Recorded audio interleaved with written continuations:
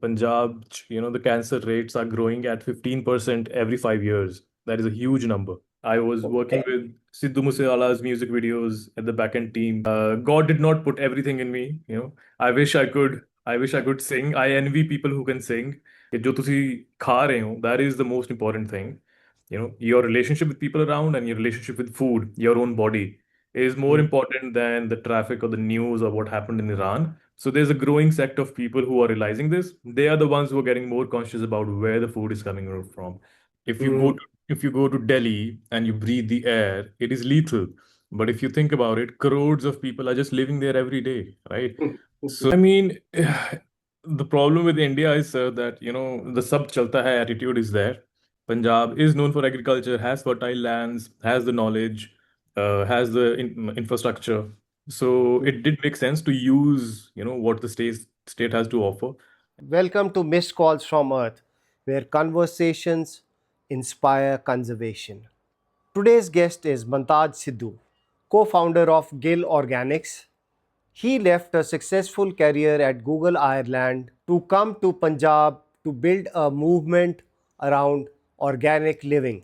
He promoted transparent farming and healthier food systems. From tech corridors to farmlands and reconnecting with what we eat.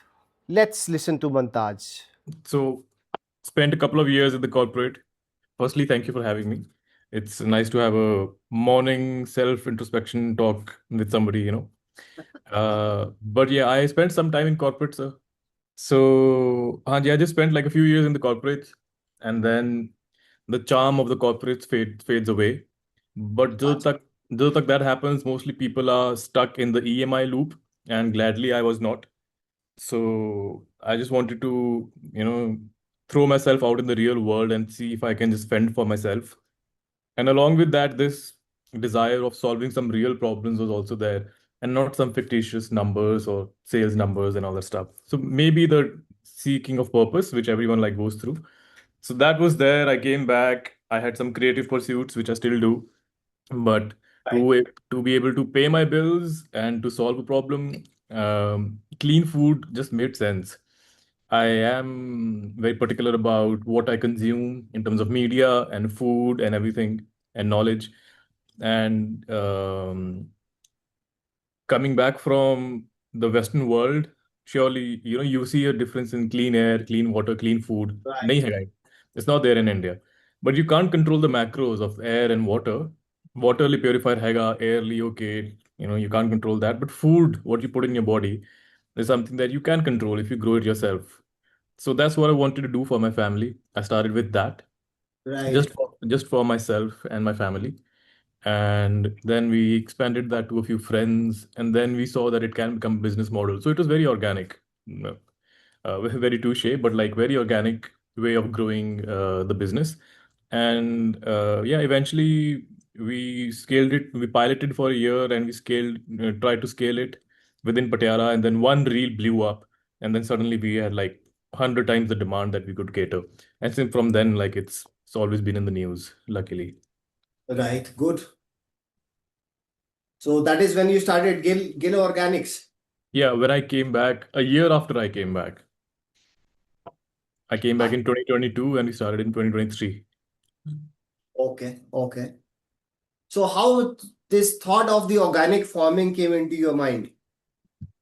Like I said, so clean food was a no-brainer for me. Uh, Before solving any other problem, uh, I mean, you can think of solving for unemployment or pollution or traffic on the roads, or even if you niche down even further, you can solve for better performing electronics. But these things come afterwards. The thing that hits you the hardest, and like in the next 4 hours, you will put something in your body, right? But Right. uh, you might decide not to step out of your house for a month. You'll be fine. So no traffic. So these problems which hit hard and needed to be solved first. So it just made sense. There was no a lot of rationale behind it, but it just made sense. It was came from the gut, came from the common sense. Plus, of course, you use a little bit of your brain also. I mean, if you're in Punjab and agriculture is what Punjab is known for, so Right. you know, I'm I'm not sitting in, Himachal and thinking of agriculture because it's difficult to do over there. Punjab is known for agriculture, has fertile lands, has the knowledge, has the infrastructure. So it did make sense to use, what the state has to offer, and then try to solve that problem. So it just came from the experience and the need of the hour and the intention. So it just made sense to do something in organic food. There's no clear technical answer to this. I just felt like doing it. Was there somebody else in the family who was earlier doing organic, or you are the first one in the line to start this? So if you think about it, sir, I mean, my grandfather, like आज to 50, 60 years ago, there Uh, was no use of heavy use of pesticides and chemicals anyway. right. So it was a product of green revolution. And then, of course, if you understand how the lobbying works behind all of this, the companies who wanted to sell more of their chemical fertilizers, they would, push it down even further through the channels that they had. So, Ustapella, my grandfather always used to do, I've not seen him do that, but I've heard his stories. Luckily, he lived to a very ripe age of 96, 97. So he would tell us stories of back in the day. So he was the only one who, would do that because us time everyone was doing it. But apart from that, no. My father was in a government service. He's retired now. My mom was also in a bank. So none in the immediate family who did that. That is why I joined hands with my cousin brother because he was Right. into agriculture. Okay, okay. So both of you guys started this venture. Yeah. How serious do you think the pesticide problem in India is today? I mean, the problem with India is that, the sab chalta hai attitude is there.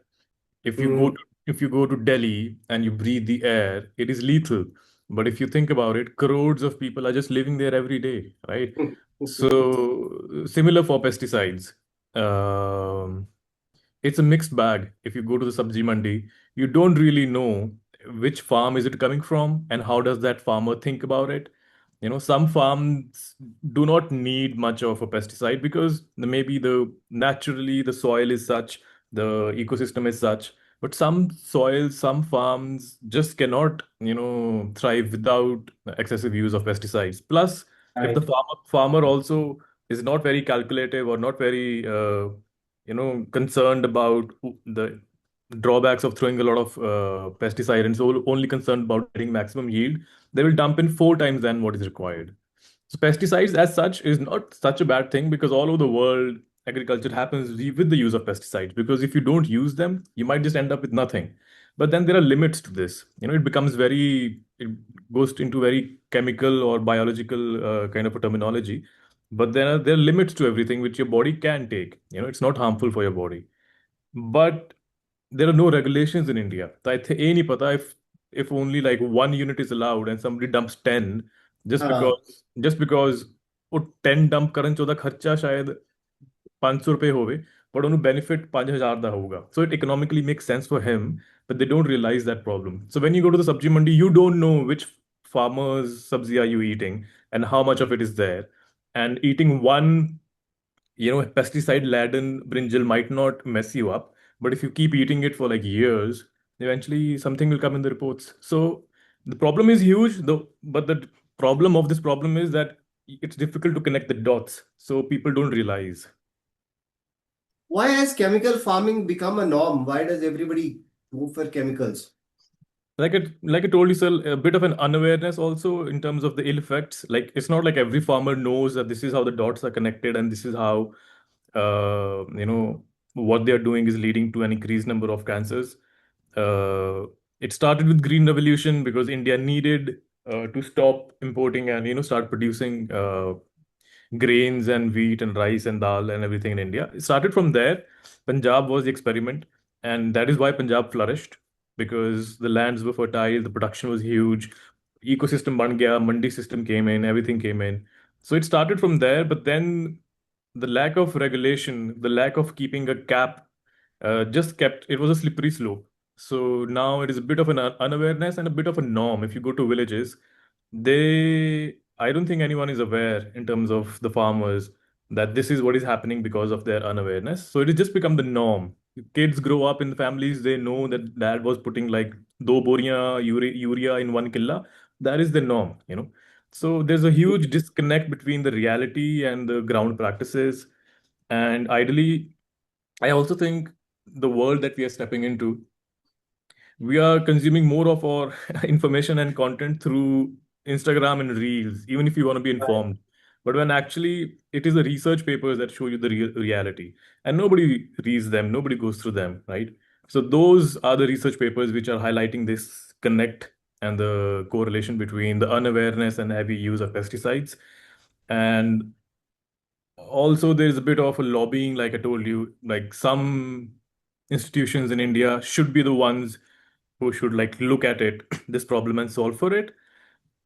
But then that is how the Indian breed is. If there is one person sitting at that position who's supposed to take the decision, the the decision will be ਲੋਕਾਂ ਦੀ ਹਿੱਤ ਵਿੱਚ, but then it will be against the chemical producing company.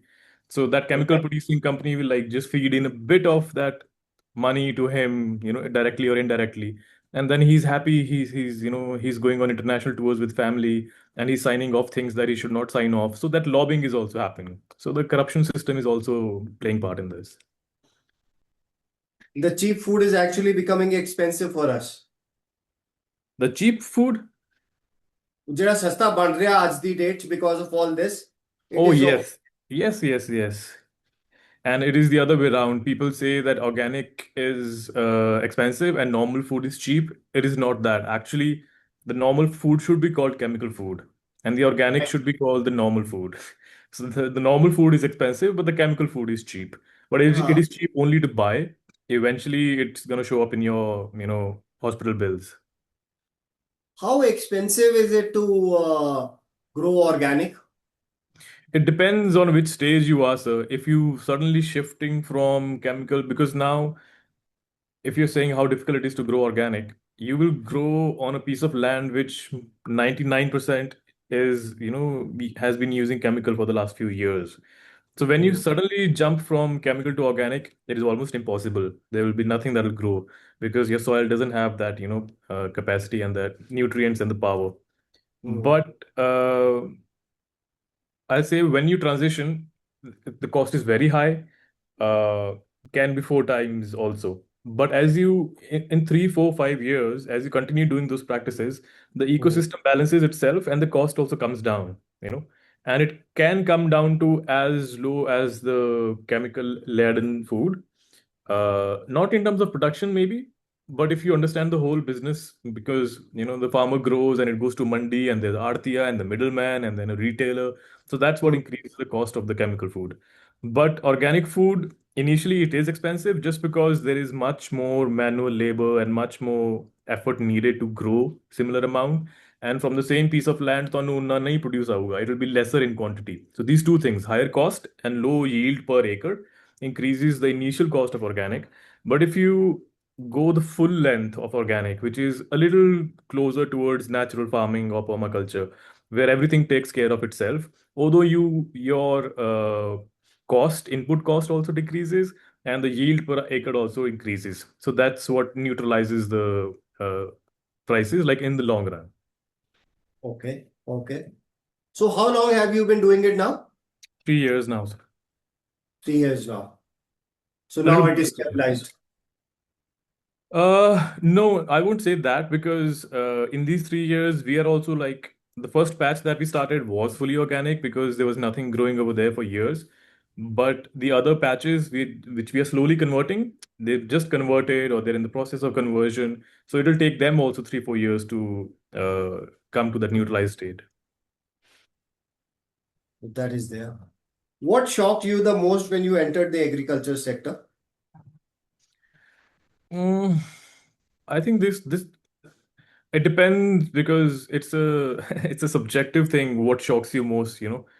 But for me, because I've been grown up, you know, fed a lot of ethics by my parents. When I came and I saw that the people who were supposed to stop it are the ones who are, you know, just benefiting from the lobbying and not stopping it. That was Hmm. the shock. That was the most shocking part. The corruption in the system was shocking for me because other things I already knew. I come from an agricultural family, so nothing was as blatant as it was.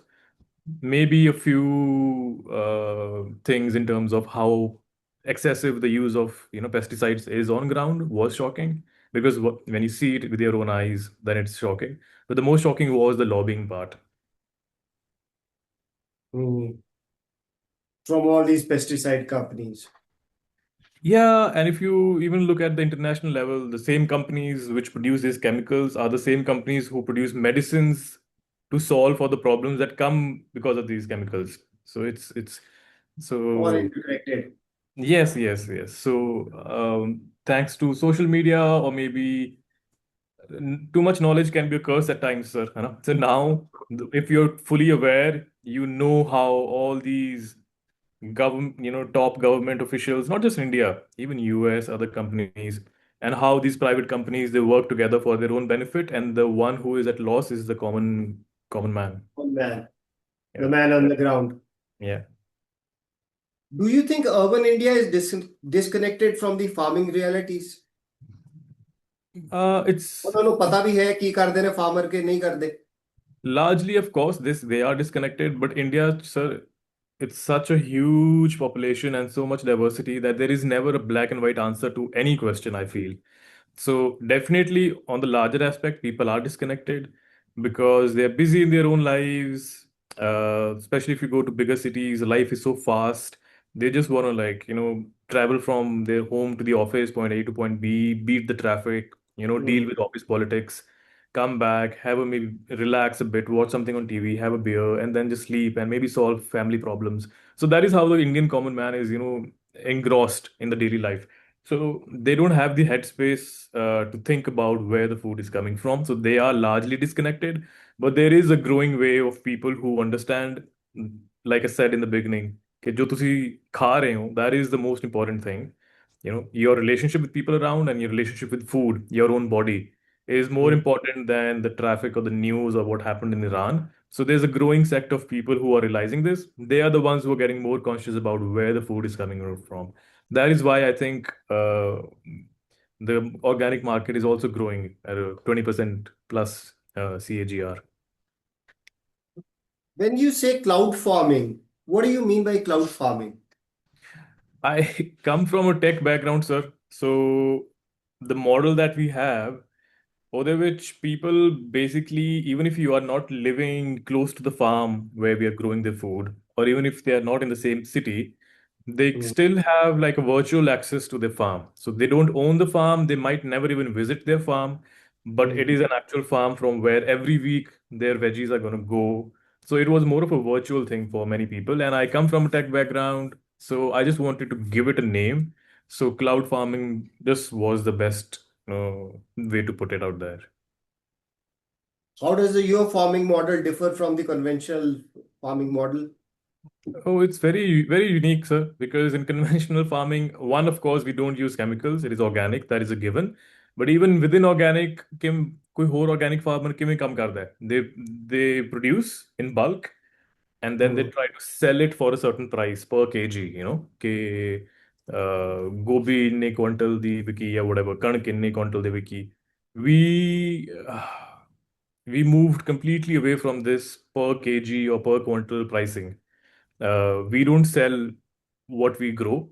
We are just selling the people a subscription where they pay us to maintain their mini farm for 6 months and deliver whatever is growing to their house. The quantity might dip, the quantity might go up. So Right. it solves for many purpose problems. One, the customer has the trust that it is coming from my farm and not from some random mandi, and they Hmm. know they trust us. So the trust problem is solved. Second, regularity. So if you were to go to buy organic food, even if you trust the person, sometimes it is available, sometimes it is not, sometimes you forgot to order, sometimes you were lazy, you just like went down and got from the guy in, beneath your house. So in this problem, every week the producer is going to go. So you have it available at your house. Even if you like it or not, you would rather eat what is in your house. So you're forced to eat organic, even if that means, a change in habit. So trust, Right. regularity, and that's solved from the customer point of view. And from a farmer's point of view, the biggest problem they had was unpredictability in terms of how much will their yield, give them, depending on what time of the year they're selling. You Right. see a lot of stories where farmers are just dumping their tomato or aloo or whatever in the on the streets because they're getting 1 rupees, 2 rupees kilo. So that fluctuation of the market is something that we are immune to. So all these problems were solved because of this model. Excellent model. Who came up with this model? I think it was me and my cousin. We just sat together and brainstormed, and it just like naturally sprung up. Of course, you use a bit of an logic, a bit of an analytics, and even back in Europe, not exactly this model, but if you go to Europe on the countryside, people grow like something on the patch that they have next to their house, maybe parsley, maybe anything, mint. And anyone in the village or any tourist can just come, step in, pluck what they want. And if the owner is there, they can pay them. Otherwise, there's a kiosk, they just put the money over there. So, this concept of like plucking your own food from a local guy is something I had seen in Europe.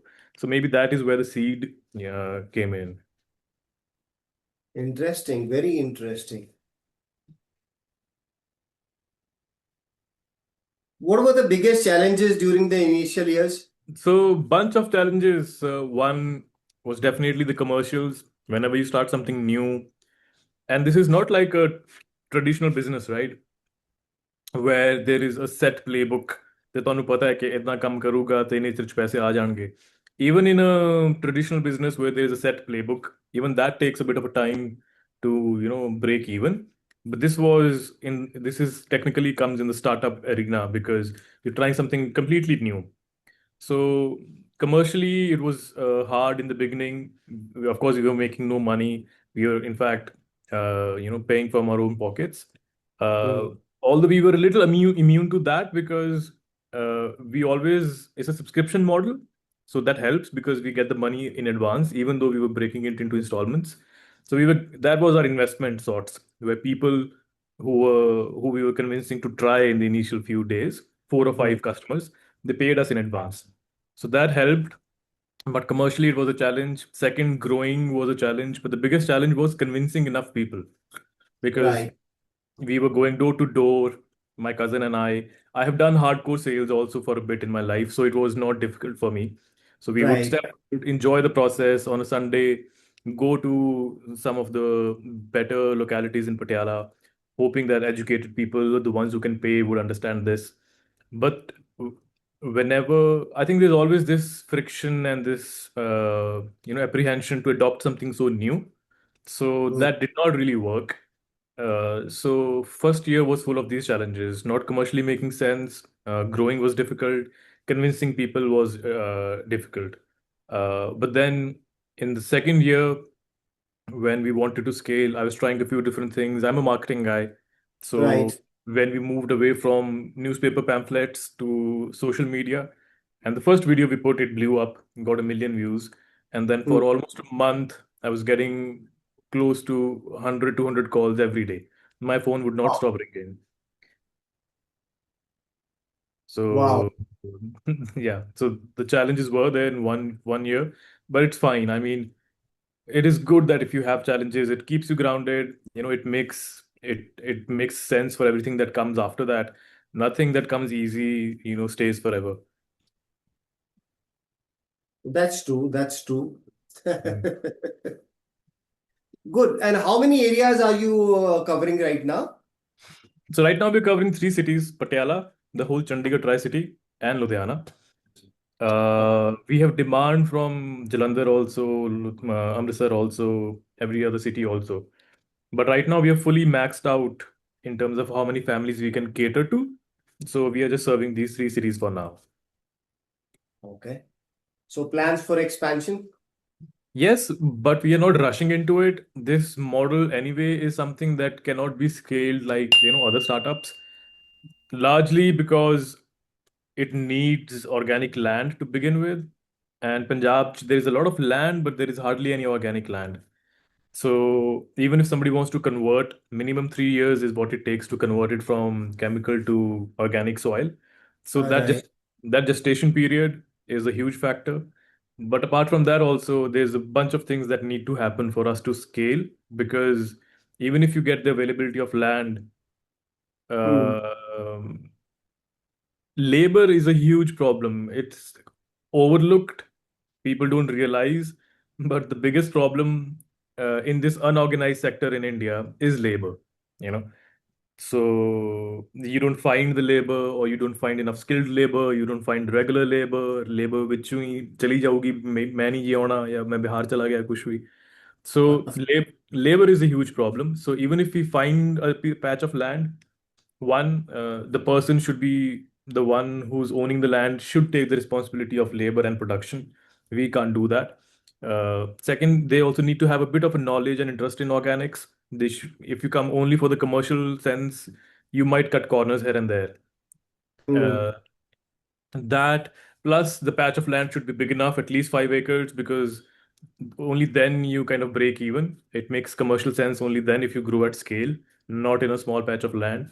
The location should be close enough to a city, big enough, which has the demand, so the logistic cost isn't very high. So when you step into business, all these things come in, right?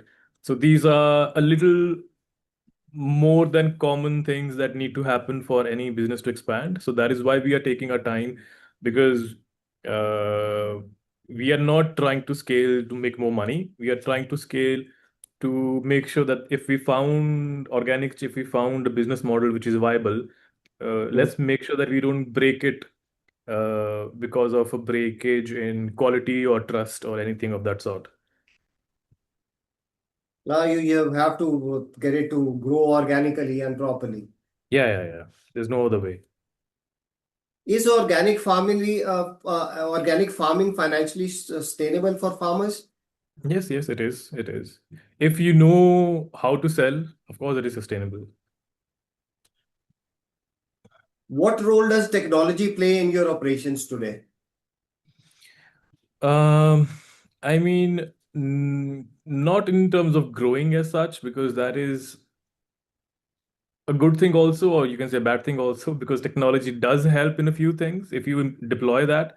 But uh, good thing because if farming and the process of growing food is, is not impacted by the change in technology, which it's a good thing also. Like if AI is coming in and taking jobs, it can never take up a farmer's job, right? It can Right. it can help in identifying things, but it won't take the job away. So there are ways we can use technology, but then it will increase the costs for now, and that is not a very introducing technology in the growing process is not something we need right now. So we've kept that at bay.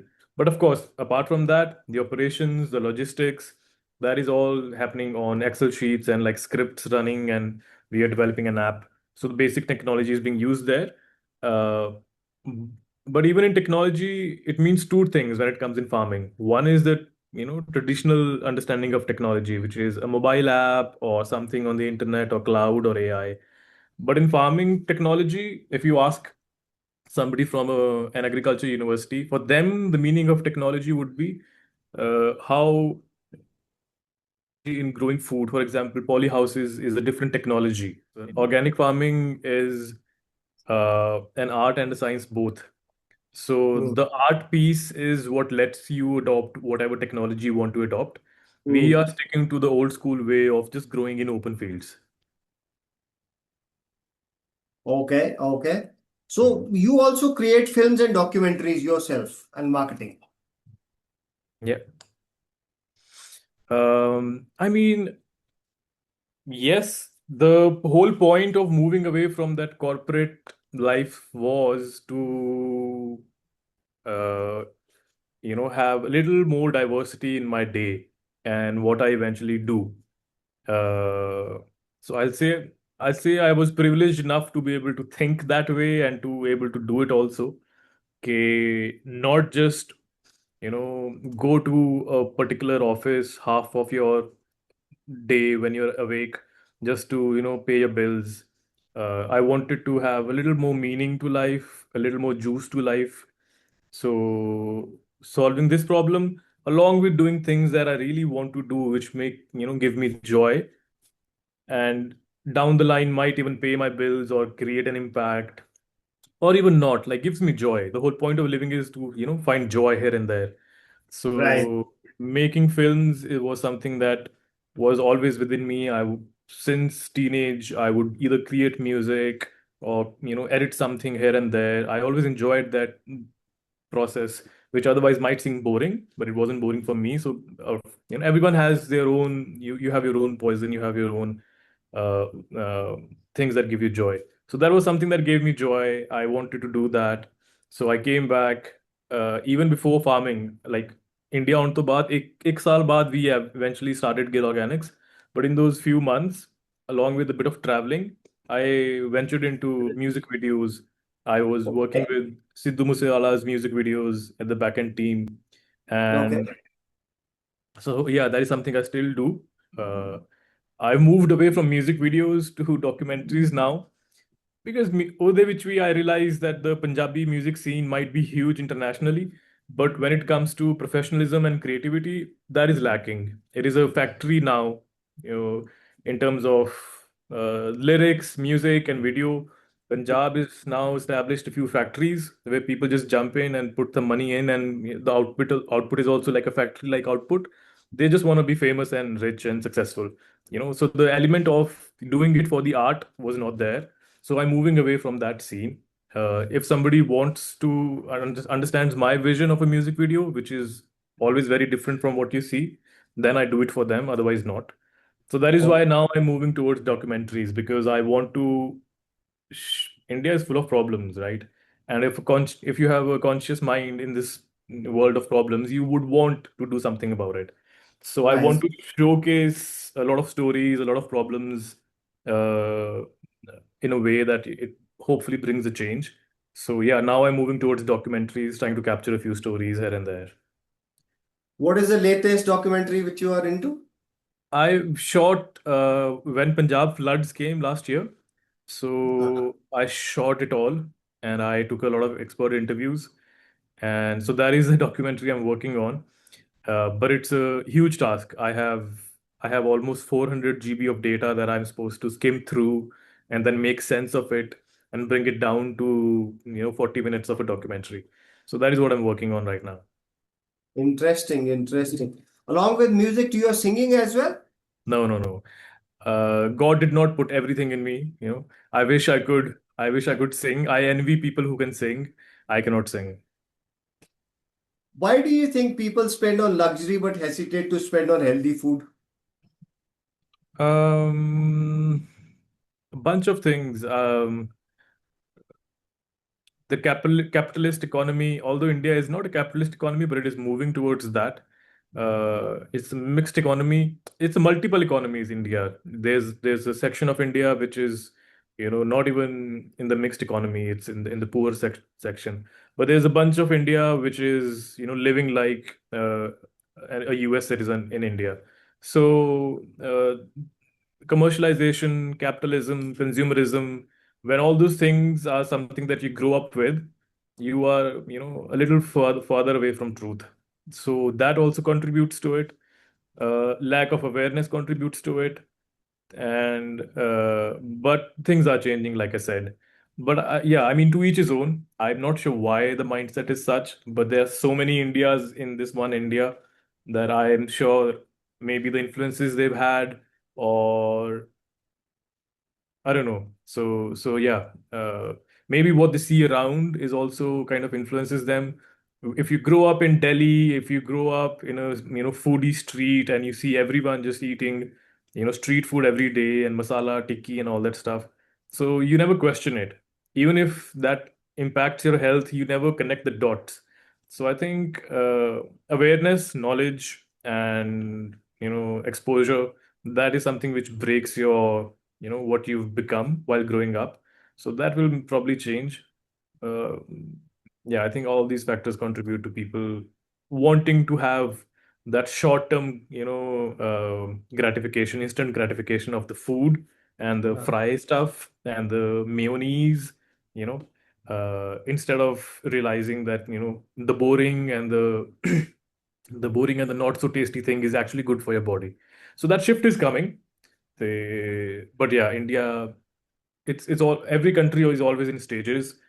India is on its own journey since independence, and the 90s, before 90s anyway, things were not that bad. Even if they were fried food, the oil was still better. The fry was not so common, it was everything was homemade. But when all these foreign companies came in, the economy opened up. So the purity of the homemade food also, or the not so healthy food also went down, and eating out became more often. So it is very recent phenomenon of Indians eating really unhealthy food in the last 2 decades. But oh yeah, I think some section of the society is getting aware of this, so it will improve. So yeah, a lot of factors, micro, macro, traditional, definitely. But even in that younger section, it's not like every youngster is aware. It depends. I think this awareness also comes with privilege. If you if you have the privilege enough to be educated and have that exposure and have the paying capacity to pay for clean food, which might be more expensive, yes. But then there is always a huge section of the Indian society, which even the youngsters, who may be somebody who's living, in a poor kind of state, maybe in Bihar, and is, living in a village. He's young, but he is not so aware of the chemicals that are there in his wheat or rice. So definitely yes, but not every youngster. Should schools teach children where the food actually come from? Yeah, they should. They should. I mean, there are a lot of other things that schools should teach, along with being aware of where the food comes from.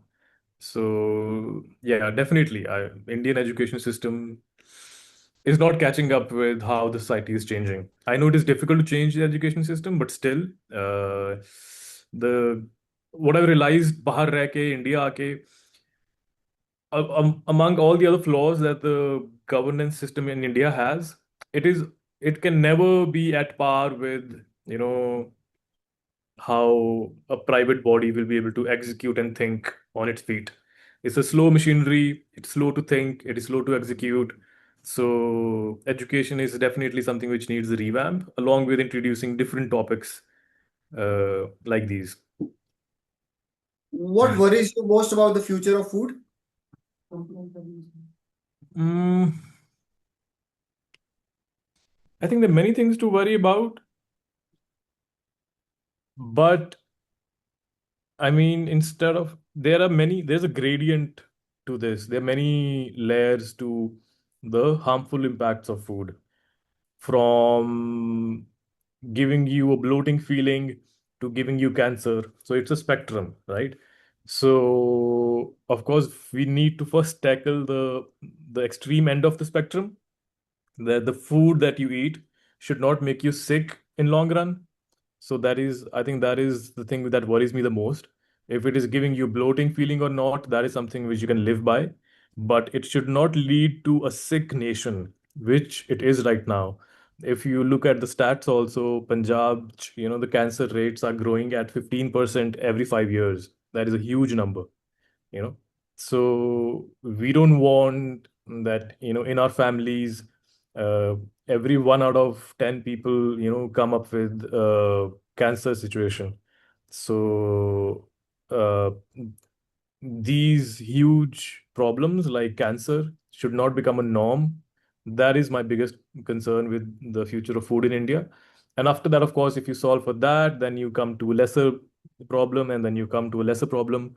But that is like a bit of a utopia, but still, at least the biggest problem of food not leading to harmful problems like chemicals, like cancers, or growth hormone deficiency in children. Mhm. Because if you are growing a nation, if the next generation of India is growing up with the deficiencies which did not exist before, just because the food not only is not carrying the nutrients that it should, but it's also carrying heavy metals. I mean, it is a no-brainer that this is leading to an apocalypse. So that is what concerns me the most, that if we don't, uh, because solving of this problem today will bring results maybe 10, 15 years down the line. Right. So I hope we are not, as a species, we are not this foolish enough that once we see the actual harmful impact of every other person having cancer, then we think about it, because then it'll be too late. What role can you young entrepreneurs play in fixing the food system? uh, Entrepreneurship itself is just another word for problem solving, you know, with a commercial lens to it, like commercially viable, uh, because otherwise it would be an NGO. But yeah, even NGOs can do it. But if it's commercially viable, you can do things at scale. So yeah, I think what they need to do is definitely look for ways in which the problems of today's food system can be solved for by being creative, be it adopting a different model, be it using the new technologies or AI to bring the costs down, or like to bring the efficiencies in. But yes, bring solutions to the problems that are there in the current system with an ethical lens to things. Because if you are, for example, making furniture, very creative new furniture, fine, you can, you can think for, okay, let me maximize my profits in that. But food in India is something that should be accessible to all. If you are coming in to fix the problem of food, to make it clean, there has to be an ethical lens to it. You cannot come in thinking, okay, okay, let me make money, and even if I cut corners, that is fine.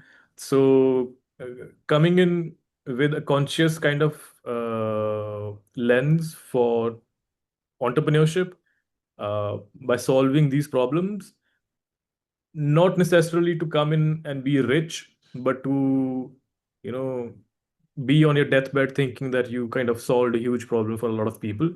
That mindset, I think, if they have, a lot of problems can be solved in food through entrepreneurship. What does a healthier India look like to you? Uh,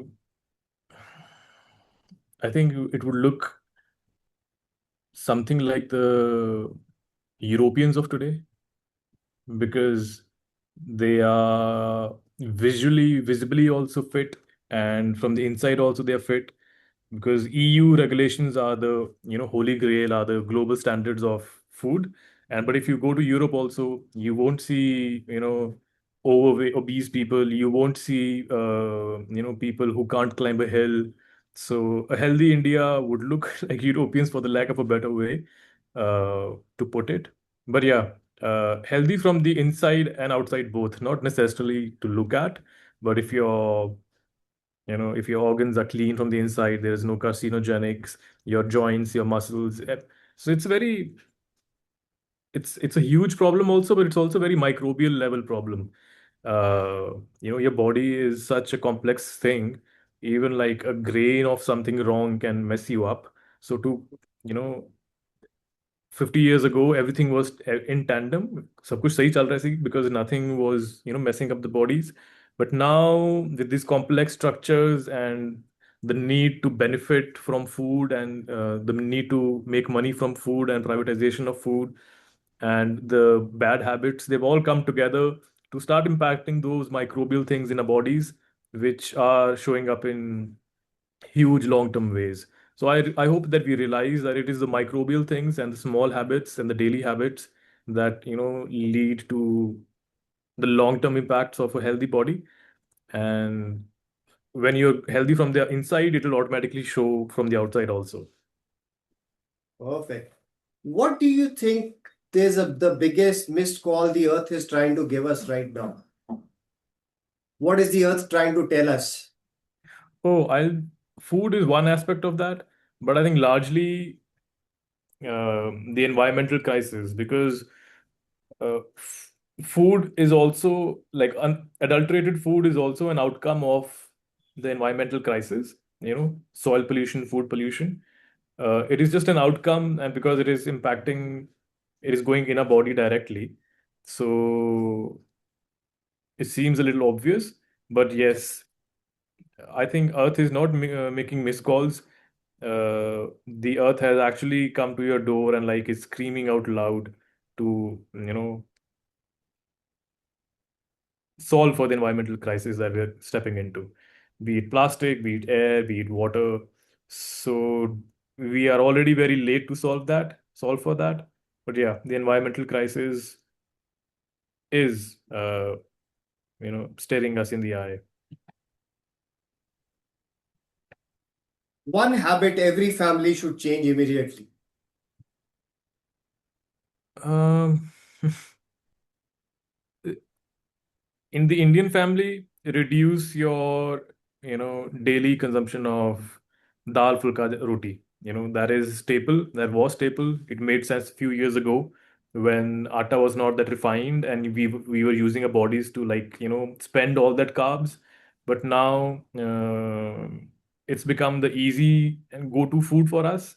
But yeah, reducing your reliance on dependence on having three chapatis, 3 meals a day. Uh, there's a lot of sugar and carbs which we don't realize. So that is something which we should definitely change and replace that with a bit of protein and a bit of workout. Message to the young people through this podcast. Um, I generally refrain from answering this question, because mostly the answer comes from a very privileged spot. कि ऐसे कर लो. But everyone's life is very different. But still, Right.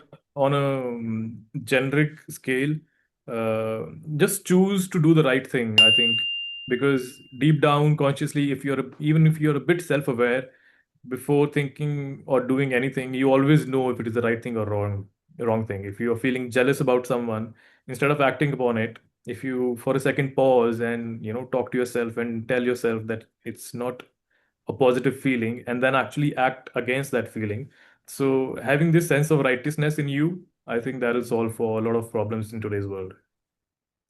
The humans are designed a certain way. For billions of years, nature took time to design us the way we are. If somebody does slap you, you will feel, agony, pain, hurt, whatever. You won't feel happy about it. So we are designed a certain way. I don't think we can invert the pyramid. uh, we can invert the pyramid if everyone was like Mahatma Buddha, but we aren't Buddhas, so we have to go through that cycle of evolution which comes in this lifetime.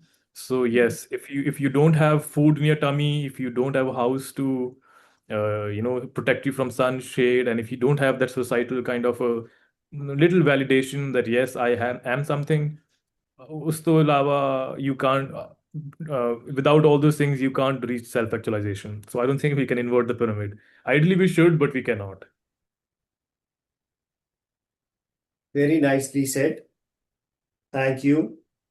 We just go into the rapid fire round right now. What organic farming or hydroponics?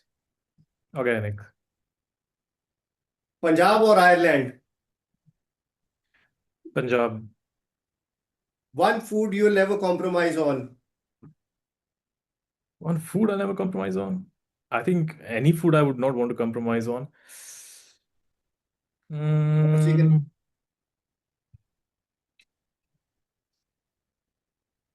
Mm, I don't want to I love eating chicken and I don't want to compromise on chicken, but it's very hard to find good chicken. So that is these days I'm trying to look for chicken that is not compromised. Yes. Farmer or entrepreneur? Both. Like one person has to be both. One word for modern food habits. Convenient. A documentary everybody should watch. Mm,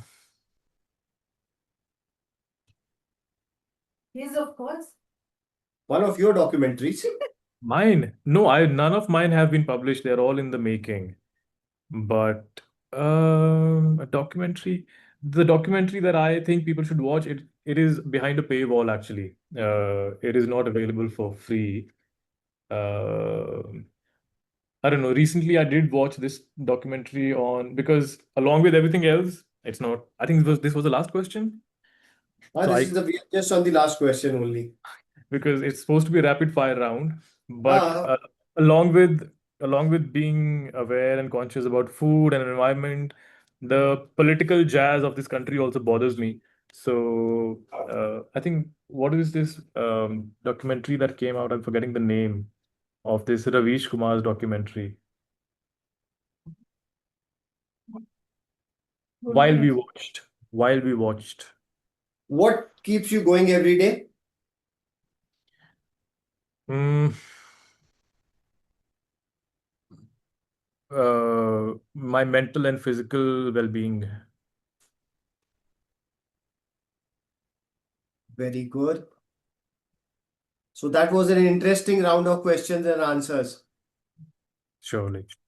It was really nice having you on the podcast. Is there anything else which you would like to say? I mean, you never reach to a point, hopefully, where you don't have anything else to say. But I mean, it depends on what, tangent you pick up things on. But I think, no, I think we've talked about it all. But I really wish whoever watches this podcast or, even people in the room, um, I'm optimistic about society and the world, but the direction that we are on right now is, from my POV, sloping thoda downwards. So I think as a human race, if we can see that, foresee that, and make some changes now, so that at least, if not going down, at least we stay at par. I think that is something we all need to think of collectively in everything, not just food, how we, how we treat animals, to how we treat the environment, to how we treat the leaders, and, and how we treat our own bodies, everything around what we consume, what we don't consume. So I think there's a need of self-reflection as a collective race, so that we are not slipping down a slippery road. Perfect. We'll be in touch with you. Thanks a lot. Thanks a lot for being with us today. Have a Thank, great day. Thank you. thank you for having me. Have a great day. Cheers. Bye. Cheers. Thank you for tuning in to Missed Call from Earth. A big thank you to Mr. Mantaj Sidhu for sharing his journey from Google to organic farming and reminding us that sustainability begins with choices on our plate. Until next time, listen carefully because Earth is still calling. Don't ignore the missed calls from Earth. See you in the next podcast.